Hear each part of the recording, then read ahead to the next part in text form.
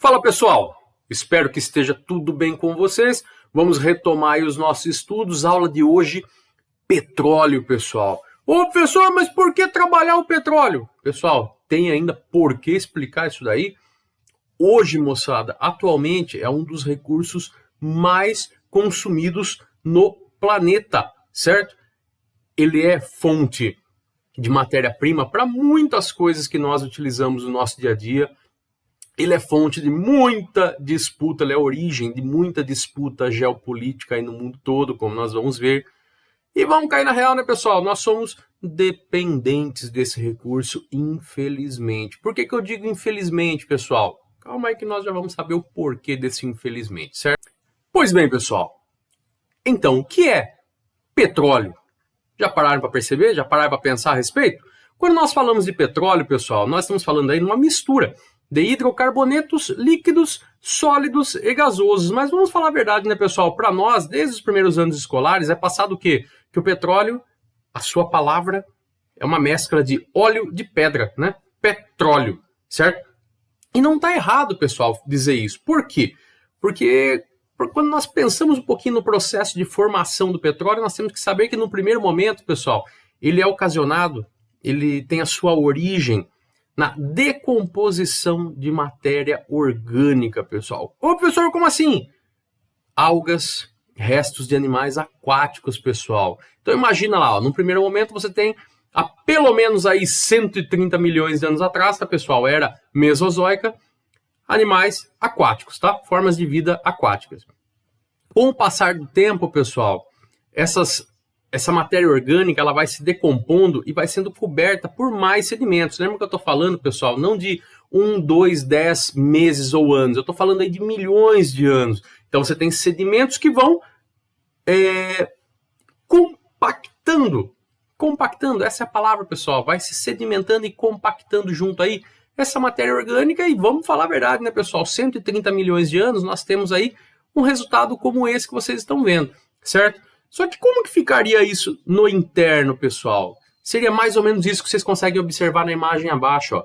Você tem ali as camadas de rochas e em uma delas acaba tendo aí a perpetuação, a decomposição dessa matéria orgânica que acaba se transformando nesse óleo que nós chamamos de petróleo. Certo, pessoal? Ô, professor, petróleo é muito importante, né? Sim, pessoal, mas tem que conhecer um pouquinho do histórico dele, tá? Então vamos trabalhar um pouquinho a parte histórica agora do petróleo. Petróleo, pessoal, a sua existência já é concebida, já é conhecida aí desde a antiguidade. Povos aí do Egito, da antiga Mesopotâmia, né, os babilônicos, já conheciam o petróleo, tá? Não havia ainda uma efetiva utilização, mas já tinham tido acesso aí a esse produto, então já sabiam da existência dele. Só que percebam uma coisa, o petróleo ele só começa realmente, pessoal, a ser utilizado, pesquisado profundamente a partir do século XIX, pessoal, mais especificamente aí no ano de 1859, quando nós temos aí a primeira perfuração, o primeiro poço de petróleo nos Estados Unidos, no estado da Pensilvânia, certo? O petróleo só vai começar a ser utilizado, pessoal, enquanto recurso energético, só ali na virada do século, né? Do século XIX para o século XX, principalmente graças aí às automobilísticas, né? O motor a combustão, né, pessoal? Só que nesse intervalinho de 100 anos aí, o que acontece, pessoal? A prospecção do petróleo, refino, transporte, comércio, ou seja, tudo que envolvia o petróleo no mundo acabou ficando aí na mão de um cartel, pessoal. Já estudamos um pouquinho a respeito de cartel ano passado, né? Cartel é uma estratégia que algumas empresas têm muitas vezes aí de se juntar, de se mancomunar e negociar preços, sugerir estratégias. Basicamente, pessoal, qual que é a ideia do cartel?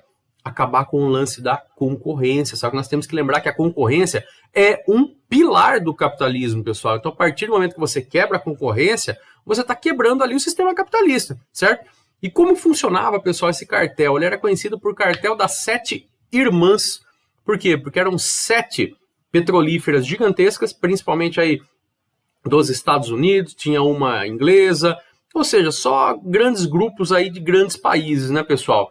E elas acabavam por controlar toda a atividade referente ao petróleo no mundo. Só que detalhe, pessoal, a maior parte do petróleo do mundo não era produzido nos países de onde vinham essas empresas, certo? Vamos lembrar que essas empresas já eram aí consideradas aí grupos multinacionais na época, né?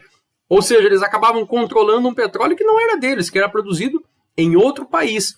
Só que o poder econômico ficava na mão dessas empresas, certo, pessoal? É aí que nós temos, pessoal, na década de 1960, a formação da OPEP. Nossa, o que é isso? A OPEP, pessoal, é uma sigla, tá? Organização dos Países Produtores e Exportadores de Petróleo. Porque qual que era a situação?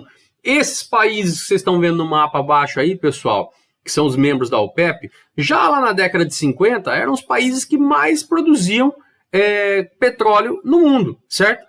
Só que realmente a cadeia comercial, pessoal, desse petróleo não era dominado por eles. O petróleo estava no subsolo deles, mas quem realmente controlava eram essas empresas aí que vocês estão vendo, né? Esse cartel, né? O cartel das 7 irmãs. Então esses países se juntaram aí na década de 60 e formaram essa organização. Com qual objetivo? Primeiro, quebrar esse cartel, pessoal, quebrar esse monopólio, certo? Eles tinham recurso. Então a ideia era o quê? Tirar um pouco do poder da mão aí dessas grandes petrolíferas aí que vocês podem ver os símbolos aí na imagem acima, certo?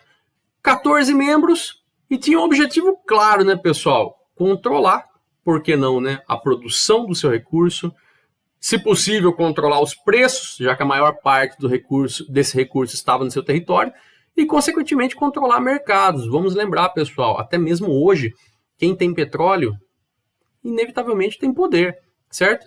Ainda hoje, pessoal, esses países que vocês observam no mapa abaixo aí, ó, ainda hoje, eles detêm, ó, dá uma olhadinha, metade das exportações de petróleo do mundo, ou seja, metade do petróleo que é vendido vem deles, e eles têm 2/3 das reservas conhecidas, ou seja, quase 70% do petróleo do mundo está aí distribuído nesses 14 países que vocês estão vendo aí, pessoal. Então, inevitavelmente, o poder geopolítico desses países é muito grande.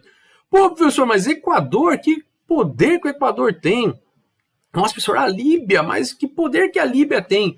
Pessoal, sozinhos, esses países não podem muita coisa não, mas a partir do momento que eles se unem por um objetivo em comum, que seria aí o controle da produção, do preço, do mercado de petróleo, juntos a OPEP acaba tendo sim uma importância muito grande no mundo até hoje, certo? Só para vocês terem uma ideia, pessoal, na década seguinte, na década de 70, houveram aí alguns problemas no Oriente Médio, algumas disputas regionais, referentes principalmente ao Estado de Israel, nós vamos ver em próximas aulas, e a maior parte desses países do Oriente Médio, pessoal, árabes, produtores de petróleo, como é o caso da Arábia Saudita, do Irã, do Iraque, do Kuwait, resolveram fazer o quê? Resolveram diminuir a produção. Ou seja, eles ocasionaram por conta própria uma queda na produção. Aí entra o capitalismo, nós já estudamos, pessoal. Se você tem uma diminuição na produção, você tem menos produto para ser vendido, certo? O produto se torna mais raro, certo? Se o produto se torna mais raro, o que vai acontecer com o preço? Exatamente, pessoal. Enquanto a produção caiu, os preços subiram vertiginosamente, pessoal. Então o petróleo teve uma alta do preço gigantesca lá no ano de 1973, tanto é que ficou conhecida aí como crise do petróleo, pessoal. E o preço começou a ser escalonado, ou seja, começou a subir, ao ponto de gerar uma crise mundial, uma recessão mundial. Você vai falar, pô, mas o que tem a ver uma coisa com outra? Pessoal, todos os países, inclusive os desenvolvidos, dependem muito do petróleo na sua matriz energética, certo? Então imagina aí, a partir do momento que o seu petróleo está com um preço X, você compra o petróleo mundial por um preço X. Do nada, esse preço aí aumenta 5, 6, 7 vezes. Se torna um recurso mais caro. E, inevitavelmente, isso vai acarretar estragos em toda a cadeia produtiva de todos os países do mundo. Então, por isso que nós falamos que na década de 70 nós passamos pela chamada crise do petróleo. E essa crise foi proporcionada por quem? Por esses países da OPEP, que juntos resolveram diminuir a produção e automaticamente esses preços aí subiram. Ok? Tranquilos? Pois bem, pessoal, quando nós falamos em petróleo, o que nós temos que saber? Ó? Dá uma olhada nesse mapa. Dá uma olhada no mapa aí, não precisa ter vergonha não, pessoal. Olha o mapa aí. Nessas áreas que vocês estão vendo aí, pessoal, com essas bolinhas vermelhas, nós temos aí 80% das reservas conhecidas. Por quê? Porque tem reserva que pode ser que a gente nem conheça no mundo ainda, certo? Ok? Os maiores produtores, galera, em ordem aí, tá? Arábia Saudita, Estados Unidos, Rússia, Irã, México, China, Venezuela. São os maiores produtores de petróleo do mundo. Vocês vão ver que coincide aí com esse mapinha que nós estamos vendo aí logo abaixo. Certo? Tranquilos? Pois bem, galera, agora quero que vocês observem esse mapa logo abaixo, tá? Dá uma olhadinha. Esse mapa é muito interessante, pessoal. Por quê? Porque ele mostra pra gente a porcentagem do petróleo no total de exportação de cada país. Ou seja, quanto mais escuro tiver o país, significa que mais esse país depende do petróleo. Ou seja, depende da venda do petróleo para conseguir renda, certo? Vocês vão perceber, pessoal, que os países que mais dependem são os países do chamado Oriente Médio e Norte da África, nessa área que eu estou destacando para vocês, certo? Pode ver que as principais flechinhas de exportação partem dele. Partem dele, né, do Oriente Médio, para onde? Principalmente, galera, para o Japão e para os Estados Unidos, ok? Japão, pessoal, nós vamos estudar um pouquinho mais sobre o Japão ano que vem, mas o Japão, já até comentei com vocês, é um país que ele tem um subsolo muito pobre. É um país cujo território tem uma formação recente, geologicamente falando, tá? Então é um país muito novo. Não tem recursos minerais metálicos, não tem quase combustível fóssil, depende de comprar matéria-prima do mundo todo, certo? Então por isso que você tem essa flechona aí apontando para o Japão, certo? Ô, professor, mas os Estados Unidos, você acabou de falar agora que é um dos maiores produtores, e por que compra tanto petróleo assim? Eis a questão, pessoal. Os Estados Unidos é o país mais industrializado do mundo. É o país ou um dos que mais tem frota de veículos. Então, os Estados Unidos, mesmo produzindo muito, ele ainda necessita de comprar muito petróleo de outros países para poder se manter, pessoal. Certo? Então, ao mesmo tempo que ele é um dos maiores produtores, ele também é um dos maiores consumidores, porque a sua economia é robusta, pessoal. A sua economia depende muito desse petróleo. Ok? Tranquilos? Próximo momento, pessoal, nós vamos falar um pouquinho sobre o petróleo no Brasil, sobre o histórico do petróleo aqui no nosso país, ok? Beleza? Qualquer dúvida me procurem. Abração para vocês, até a próxima!